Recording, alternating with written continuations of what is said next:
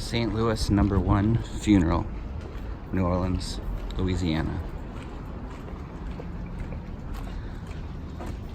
Dies in your family. We put their body inside, we seal this back up. It will not be touched again for at least 1 year and 1 day. Now, 1 year was the traditional Catholic mourning period, okay? You wait 1 more day so you're not coming on the last day of someone's mourning.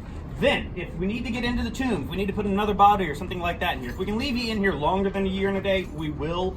But, you know, things happen. All right, we have outbreaks of yellow fever, of cholera. There's a pretty high death toll in this city. So there's a good chance after 1 year, someone else needs to be buried in here. We're gonna come back out, crack it open, because 1 year has been enough time for the intense heat of a New Orleans sun beating down on this tomb to get the insides routinely over 400 degrees. It becomes a brick oven.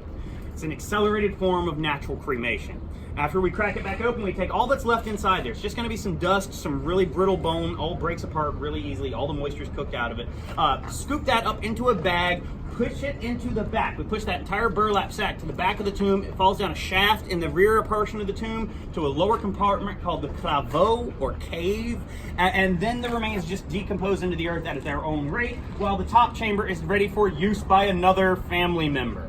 You ever heard the phrase, giving someone the shaft? That's not where it comes from. I just think that's a neat coincidence.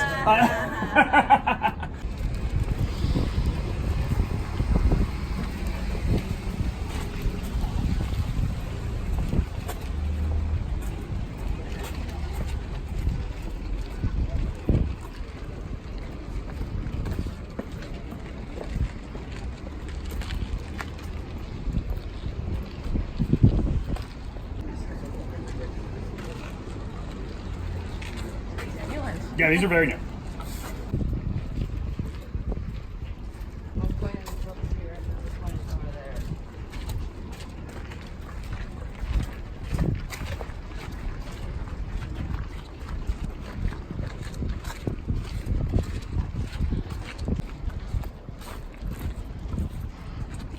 Right here, one-stop shopping. You can see his wife, his first wife's tomb from his second wife's tomb. Yep.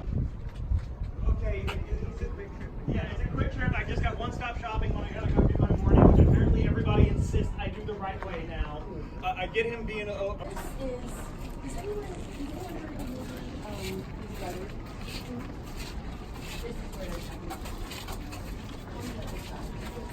There's not a lot of shade, y'all. I don't know what to tell you about this time of day. No one, yes, it's a trick question. This is the tomb of Tomb 4, Nicolas Cage. Now, Nicolas Cage is not from New Orleans, but he did kind of fall in love with the city in the early 2000s. His uncle, Francis Ford Coppola, has a nice condo over in the French Quarter. He came down to visit, fell in love with the city, ended up buying the Lalaurie Mansion. Excuse me, if any of you have been on a ghost tour, that 3-story gray mansion at the corner of Governor Nichols and Royal, where the woman tortured her slaves. One of her slaves set fire to the house. We've had ghost stories about it ever since. He bought that house. He's a weird dude. He bought one of the last available plots here in St. Louis #1 Cemetery, and he built this just god-awful monstrosity of a tomb. Y'all, this tomb is so bad, God hates this thing. It has been struck by lightning 3 times since it was constructed, okay? That said, Nicolas Cage, I don't know, man, like, the most inconveniently placed tomb in this cemetery.